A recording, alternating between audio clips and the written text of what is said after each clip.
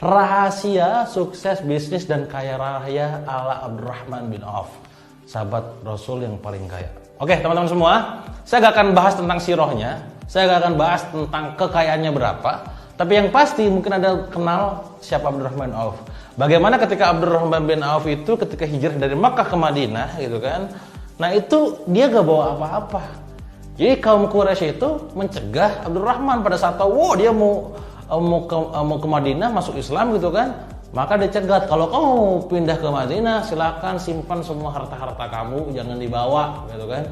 Oh, Abdurrahman bin Auf dengan keyakinan keimanannya, ya wes gak apa-apa gitu kan, dia balik gitu kan. Akhirnya dia hijrah dari Makkah ke Madinah bersama Rasul. Nah, pada saat masuk ke Madinah, ya Abdurrahman bin Auf itu tidak bawa apa-apa, cuman bajunya doang yang dipakai gitu kan.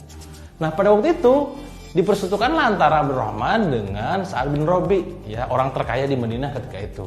Bahkan Sa'ad bin Rabi sampai bilang gitu kan, wahai Abdurrahman, saya adalah orang terkaya di Madinah. Kalau misalkan Anda pengen harta saya, ambil setengahnya.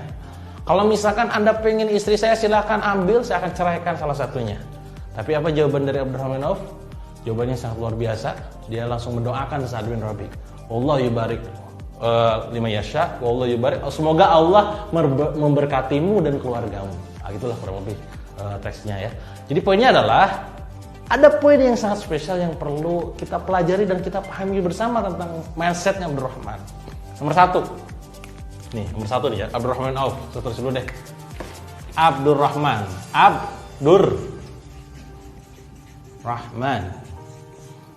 bin Auf ya. Nama ini menjadikan saya terpikir untuk membuat pondok namanya ini juga gitu. Nah, nomor satu adalah pada saat teman-teman pengen meniru apa yang dilakukan Abdurrahman bin Auf, beliau mengatakan dalam teksnya ketika kita baca gitu kan, dullani ala suq. Nah, bahasa Arabnya adalah dullani ala suq, dalam bahasa Indonesia berarti adalah tunjukkan saya di mana pasar. Itu pula yang dilakukan pada saat dipertemukan dengan Sa'ad bin Rabi gitu kan. Fadullani ala suq wa takunu qad kafaita al-khamr.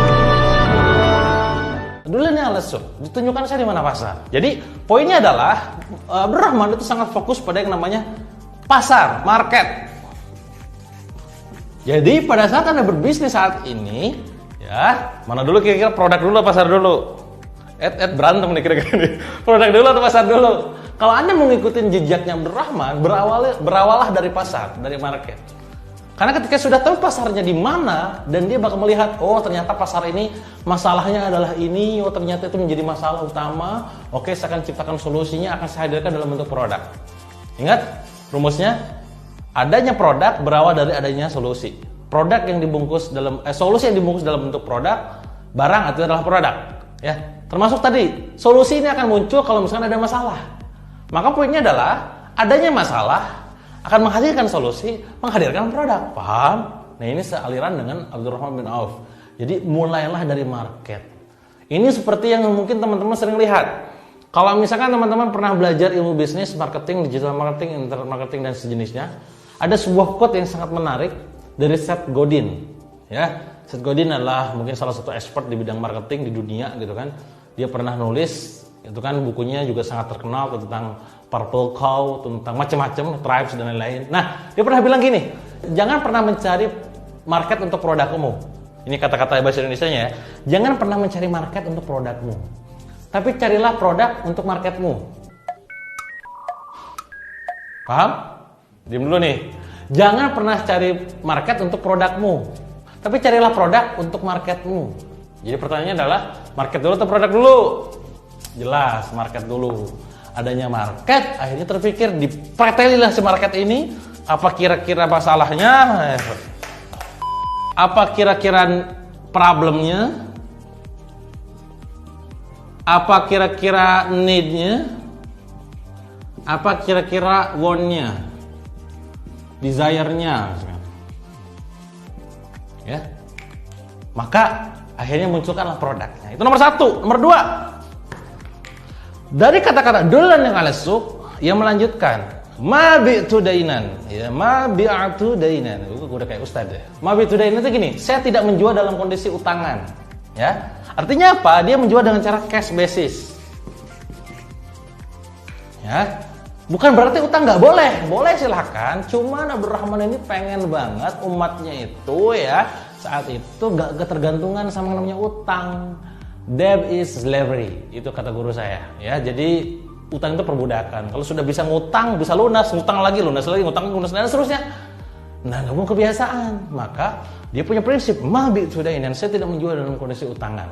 Ya, maka prinsipnya adalah cash basis, no hutang, no hutang. Walaupun utang boleh ya, sekali lagi ya, utang boleh, yang nggak boleh itu riba. Wa ahallallahu al-bay'a wa harrama riba. Jadi Allah itu menghalalkan jual beli dan mengharamkan riba. Yang nggak boleh, yang haram itu ribanya, bukan hutangnya. Tapi Abdurrahman melihat bahwa ketika kita memberlakukan sistem boleh ngutang, orang akan ketergantungan. Nah, silakan ditiru. Sama kayak saya di perusahaan, saya sebisa mungkin kalau bisa bayar. Kalau bisa orang lain pun bayar, jangan ngutang. Ya, nggak mau ketergantungan. Ketiga, walam urid, nah ini bahasa Arabnya walam urid, aroda yuridu, itu ada bahasa Indonesia adalah ingin. Walam urid arbah itu pendapatan, penghasilan, keuntungan.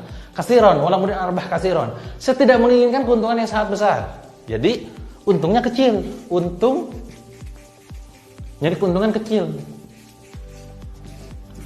profit kecil. Jadi tidak maruk Pak, tidak maruk.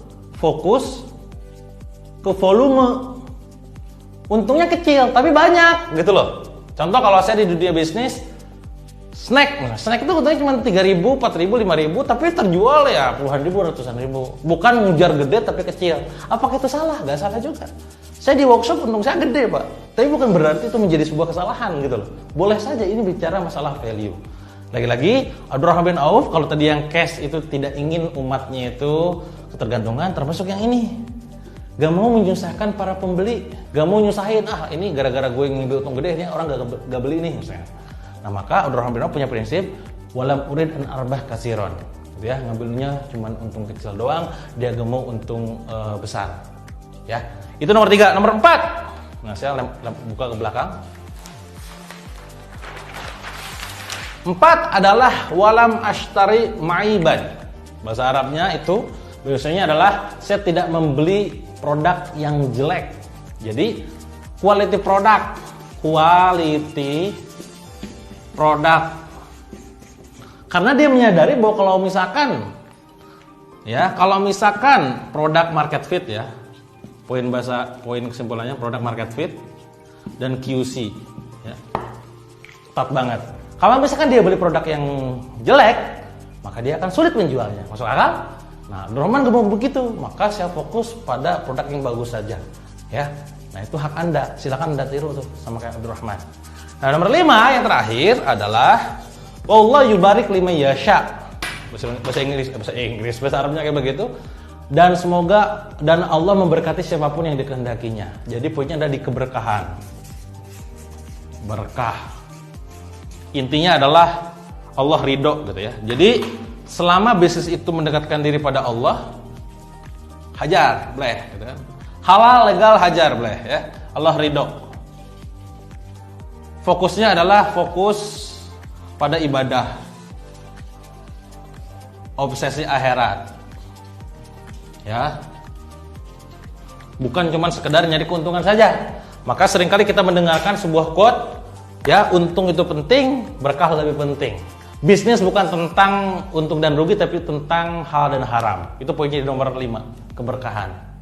Perhatikan baik-baik teman-teman, di bagian syarat-syarat ataupun kaidah ataupun kriteria bisnisnya Abdurrahman, rahasia sukses bisnis dan kaya rayanya Abdurrahman bin Auf meletakkan market nomor 1, 2 cash, 3 untung kecil, 4 itu adalah quality product, 5 berkah. Ini bukan berarti urutan ya, sekali lagi bukan berarti urutan. Ya. Bukan berarti kok berkah nomor 5, nggak boleh gitu. Ini netizen khawatir ada yang protes ya. Ini menunjukkan poin-poinnya saja, bukan menunjukkan urutan, ya. Sama kayak gini, kalau teman-teman misalkan pernah mendengar sebuah hadis yang bunyinya kurang lebih bahwa nikahilah wanita karena 4 perkara. Apa kira-kira? 1 tahun apa tahun? Karena agamanya. Oh enggak, agamanya yang terakhir. Karena kecantikannya, hartanya, keturunannya, agamanya. Nah, agamanya diletakkan nomor 4. Bukan berarti nyari agama yang terakhir aja gitu kan. Gak gitu. Ya, seringkali bahkan yang terpenting disimpan di akhir gitu loh. Bayang? Nah, sama kayak ini. Bukan berarti keberkahan itu yang paling terakhir, bukan. Ini justru yang terpenting gitu loh. Paham? Nah, demikian rahasia sukses bisnis dan kaya raya ala Abdurrahman bin Auf. Silakan teman-teman contek ya. Jalanin bisnis yang fokus pada keberkahan ya. Yang penting Allah ridho gitu kan. Obsesinya akhirat, fokusnya pada ibadah.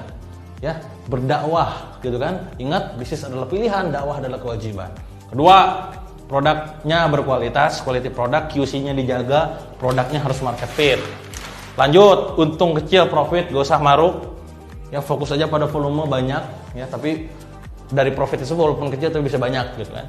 Cash, gak usah gampang ngasih ngutangan, termasuk Anda jangan gampang utang ya. Berikutnya adalah market, cari tahu kebutuhan, keinginan dan masalah orang lain supaya bisa kita bikin produknya. Kebayang, semoga bisa memberikan insight berharga buat kawan-kawan semua ya. Jangan lupa teman-teman semua, bisnis ini hanya sekedar wasilah, tujuannya adalah dakwah. Semoga materi saya tentang Abdurrahman bin Auf Way ini, bagaimana jalan Abdurrahman bin Auf bisa sukses dan kaya raya, bisa memberikan insight